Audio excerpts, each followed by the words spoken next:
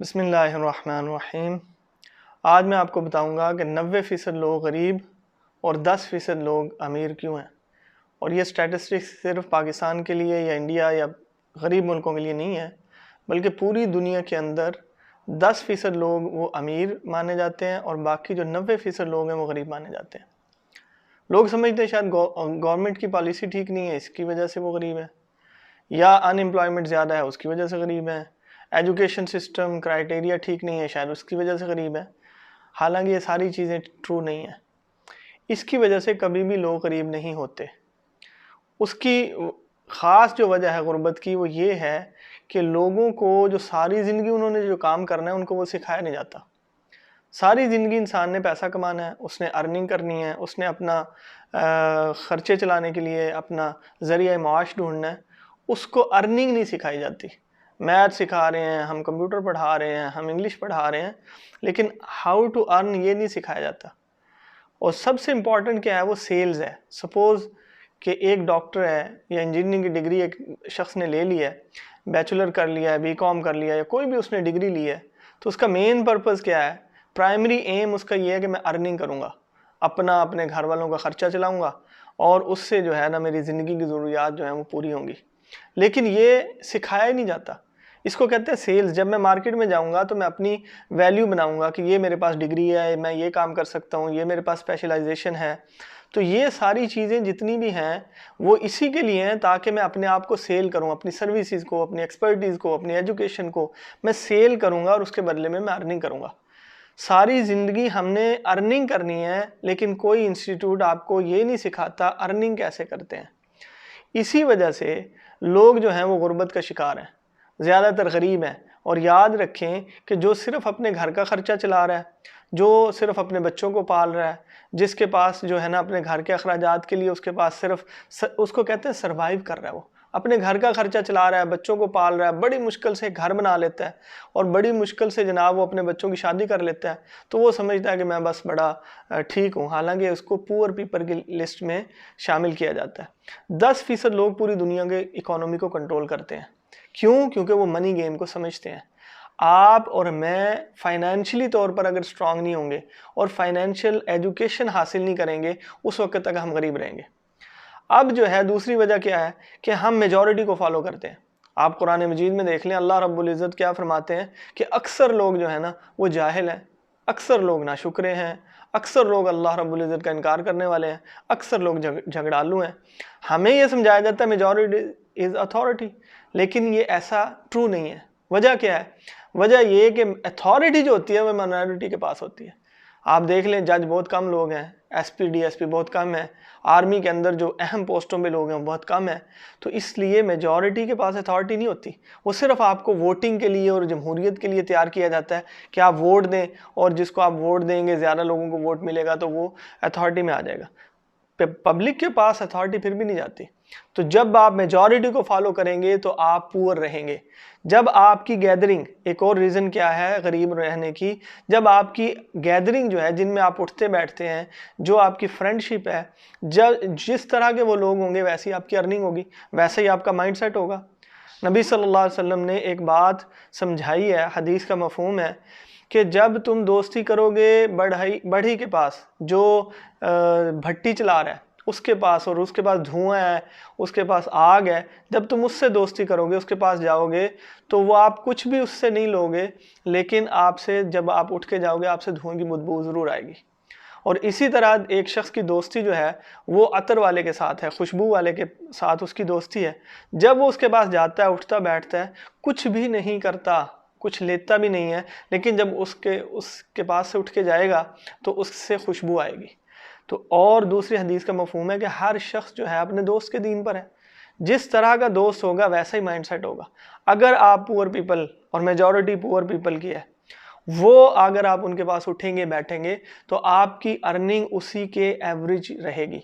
आप एक्सपेरिमेंट कर लें, आप अपने बेस्ट जो फ्रेंड हैं जिनके साथ आप ज़्यादातर वक्त गुजारते हैं, उठना बैठना है, दोस्ती है, चाहे वो रिश्तेदार हैं चाहे आपके फ्रेंड हैं, आप उनको कैलकुलेट कर लें, उनको ऑब्ज़र्व करें। जितने आप लोगों के पास बैठते हैं 10 लोग बेस्ट आप सेलेक्ट कर लें अपने, आपकी सबकी एवरेज इनकम एक जैसी होगी। सबकी एवरेज इनकम। इसको कहते हैं कि ये लॉ ऑफ अट्रैक्शन है। जिस तरह की आप लोगों में उठते बैठते हैं वैसा माइंडसेट बन जाता है। तो हम पुअर माइंडेड पीपल के पास बैठते हैं, इसलिए हम भी पुअर होते हैं। दूसरी चीज़ क्या है, हमें सारी ज़िंदगी इंस्टीट्यूट्स और ये जो एजुकेशन सिस्टम है ये हमें ये नहीं सिखाते कि आपने मनी को किस तरह से कंट्रोल करना है, अर्निंग से लेके एक्सपेंडिचर तक आपने ख़र्चा कैसे करना है।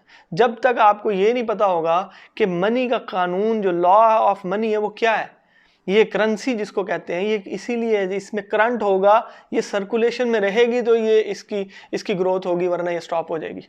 हम क्या करते हैं, जो पुअर माइंडेड पीपल हैं वो कहते हैं कि सेव कर लें, अमाउंट को, अपने पैसे को सेव करने के ऊपर लग जाते हैं। और जो रिच माइंडेड पीपल हैं वो कहते हैं सेव नहीं करना, इसको किसी जगह पे इन्वेस्ट करूंगा, इसको मैं किसी ऐसी जगह पे लगाऊंगा कि जिससे ये दोबारा से मेरे लिए मनी जनरेट करना शुरू कर देगी। तो जब आप सेविंग के ऊपर लग जाएंगे, आपका मनी, लॉ ऑफ मनी जो है वो स्टॉप हो जाएगा, वो आपके लिए काम नहीं करेगा। तो याद रखें, सेविंग नहीं करनी, सेविंग के बदले में आपने उन चीज़ों के ऊपर इन्वेस्ट करना है, उनके ऊपर अपना पैसा लगाना है जो आपके लिए पैसा जनरेट करना शुरू कर दें। अगर कोई शख्स अकाउंट समझ के, मैथमेटिक्स समझ के उसको बिजनेस की सेंस आ जाती, अर्निंग की सेंस आती, तो सबसे ज़्यादा अकाउंटेंट और मैथमेटिशियन जो है ना उनके पास पैसा होता। हालांकि ऐसा नहीं है। ऑडिटर को आप देख लें, अकाउंटेंट्स को देख लें, वो सारी ट्रांजैक्शन समझते हैं। वो अकाउंट्स की डेबिट क्रेडिट से लेके, जनरल लेजर से लेके, वो balance sheet, profit and loss तक बना लेते हैं, ऑडिट कर लेते हैं कंपनीज का, लेकिन कभी बिजनेसमैन नहीं होते, हमेशा दूसरों की जॉब करते हैं। अक्सर जो है ऐसा ही होता है। इसका मतलब ये हुआ उन्होंने मनी गेम को समझा नहीं है, इसीलिए वो लोग गरीब रहते हैं। और दूसरी बात क्या है कि हम लोग जिस तरह से, जिन लोगों से सीखते हैं, हमारा फीडबैक क्या है। मैं अक्सर कहता हूँ अपनी वीडियोस में कि जो आपका माइंड है वो आपकी लर्निंग के ऊपर डिपेंड करता है, और आपकी लर्निंग जो है वो आपके इस सॉफ्टवेयर को बिल्ड करती है, इसके सॉफ्टवेयर बनाती है। ये हमारी बॉडी हार्डवेयर है और हमारा माइंड सॉफ्टवेयर है, और हार्डवेयर हमेशा सॉफ्टवेयर के डिपेंडेंट होता है। आप मोबाइल में देख लें, आप कंप्यूटर में देख लें, जिस तरह का सॉफ्टवेयर डालेंगे उसके साथ वही रिजल्ट और वही प्ले होना शुरू हो जाएगा। हार्डवेयर एक ही होता है, सॉफ्टवेयर उसका फंक्शन चेंज कर देता है। आपका सॉफ्टवेयर आपका माइंड है, अगर ये पुअर माइंडेड फीडबैक होगी तो आपकी सारी ज़िंदगी पुअर माइंडेड रहेगी। आप उसी चक्रव्यूह में घूमते रहेंगे कि पैसा मैं कमा रहा हूँ, और अपने टाइम के बदले में पैसा लेने की कोशिश करेंगे, अपनी लाइफ को सारी ज़िंदगी उसी प्रोसेस में लगा देंगे कि ये रैट रेस की तरह इंसान घूमता रहता है, सुबह जाता है शाम को आता है, सुबह जाता है शाम को आता है। ये पुअर माइंडेड पीपल हैं, कभी भी रिच नहीं हो सकते। वेल्थी लोग क्या करते हैं, अगर एक बिजनेस में उनका कामयाब हो जाए, और वो पीपल डिपेंडेंट लाते हैं पहले कि मेरे लिए लोग काम करें, मैं अपने लिए कोई एक्सपर्टीज सारी की सारी नहीं हासिल कर सकता, या मैं बेस्ट अकाउंटेंट हो सकता हूँ, या मैं बेस्ट डॉक्टर हो सकता हूँ, या मैं बेस्ट मार्केटिंग वाला हो सकता हूँ, या सेल्स वाला हो सकता हूँ, सारी की सारी एक्सपर्टीज मैं नहीं ला सकता। तो पुअर माइंडेड पीपल आपको फीडबैक देते हैं, आपकी कान में बात डालते हैं बार बार कि आप जो हैं go to school, get a good grade, और आप जो हैं आपको अच्छी जॉब मिलेगी, फिर आप अर्निंग करेंगे। इससे क्या होता है, आपका लाइफ उसी सर्कल में घूमता रहता है, और उससे आप हमेशा पुअर रहते हैं कि मुझे सिर्फ वो डिग्री लेनी है और उसके बाद मुझे अर्निंग करनी है। तो ये जो लिसनिंग है ना, ये माइंड जो है ना आपको वहीं पे लगा देती है कि आपने इस माइंडसेट के साथ करना है। तो इसलिए आप लोगों ने सबसे पहले क्या करना है, अपनी गैदरिंग को ठीक करें। जब तक आप रिच के पास नहीं बैठेंगे, जब तक सही नेक लोगों के साथ बैठेंगे, नेक हो जाएंगे। इसी तरह जो चोर हैं, जो शराबी हैं, जो जब उनके साथ बैठते हैं आहिस्ता आहिस्ता वो भी लग जाते हैं। सिगरेट पीने के वाले के साथ बैठेंगे, आहिस्ता आहिस्ता आप भी सिगरेट पे लग जाएंगे। तो इसलिए जो लोग पैसा को समझते हैं कि भाई पैसे को अर्न कैसे किया जाता है और फाइनेंशियली स्ट्रांग कैसे होना है, उसकी वैल्यूज़ क्या है पैसे की, एक शख्स का कंसेप्ट ही पैसे के बारे में ठीक नहीं है। अर्निंग के बारे में वो ये समझता है कि शायद ये फ्रॉड से कमाया जाता है, शायद ये जो है ना हराम से ही कमाया जाता है, रिश्वत और चोरी और डाकाजनी से ही कमाया जा सकता है। ये लोगों के साथ चीटिंग करते हैं तब ये अमीर होते हैं, जिसका कंसेप्ट सही नहीं होगा वो अर्निंग कैसे करेगा, वो अपने आप को मालदार कैसे बनाएगा। नबी सल्लल्लाहु अलैहि वसल्लम, आप सुलेमान अलैहिस्सलाम को देख लें, अल्लाह के नबी थे लेकिन कितना माल था उनके पास कि उन्होंने जनाब सोने और चांदी के जो है ना वो फर्श बिछा दिए थे। तो इसी तरह हज़रत अब्दुर्रहमान बिन औफ नबी सल्लल्लाहु अलैहि वसल्लम के सहाबी हैं, कितना माल था उनके पास, 20-20, 30-30 लाख दिरहम एक एक महफिल में खर्च कर दिया करते थे। तो इसलिए कमाना बुरा नहीं है, हलाल कमाएंगे अल्लाह रब्बुल इज़्ज़त की मदद आएगी। दूसरी बात क्या है कि जिस वक़्त आपकी जो अल्लाह रब्बुल इज़्ज़त ने कानून बनाया आप उसको फॉलो नहीं करेंगे तब भी आप गरीब रहेंगे। नबी सल्लल्लाहु अलैहि वसल्लम फरमाते हैं कि मुसलमान के लिए सुबह के वक़्त में बरकत है। मुसलमान सुबह जल्दी उठता है, शाम को जल्दी सोता है। हमारा टाइम उल्टा हो गया, हम लोग सुबह जो है ना देर से उठना शुरू हो गए, शाम को रात को देर से सोते हैं, तो बरकत का टाइम ख़त्म हो गया। आप सल्लल्लाहु अलैहि वसल्लम घर के बच्चों को पाँव मार मार के उठाते थे, उठो अल्लाह रिज़्क तकसीम कर रहा है और तुम सो रहे हो। इसलिए दूध पीते बच्चों को भी उठाओ, अल्लाह रब्बुल इज़्ज़त सुबह रिज़्क तकसीम करते हैं। उम्मत मुस्लिमा का रिज़्क फजर के बाद तकसीम किया जाता है। तो आपकी जिस वक्त रिज़्क तकसीम हो रहा है, अल्लाह रब्बुल इज़्ज़त माल बांट रहे हैं, हम सोए हुए हैं, तो गरीब रहेंगे ना। तो इसलिए मेरी गुजारिश क्या है कि नबी सल्लल्लाहु अलैहि वसल्लम से सीखें। दुनिया की सबसे कामयाब हस्ती, दुनिया की सबसे अमीर तरीन हस्ती, दुनिया की सबसे सक्सेसफुल हस्ती जो है वो हमारे नबी सल्लल्लाहु अलैहि वसल्लम है।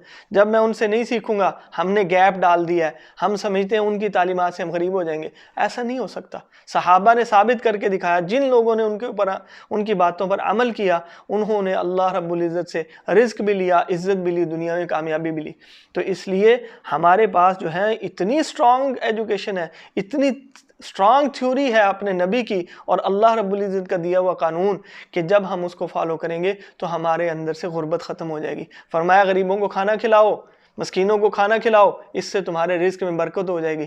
जिसका दस्तरखान बढ़ जाएगा उसके लिए अल्लाह की रहमतें और अल्लाह के रिज़्क के दरवाजे खुलते चले जाएंगे। तो इसलिए अगर आपने अमीर होना है और 10% लोगों की लिस्ट में आना है तो इन सारी चीज़ों को फॉलो करें और इंशाअल्लाह अल्लाह से दुआ भी मांगते जाएं। अल्लाह रब्बुल इज़्ज़त मुझे और आपको दुनिया और आखिरत में इंशाअल्लाह बेहतरीन रिज़्क भी देंगे, कामयाबी भी देंगे और गुर्बत के लानत से अल्लाह रब्बुल इज़्ज़त निजात अता करेंगे। बहुत शुक्रिया।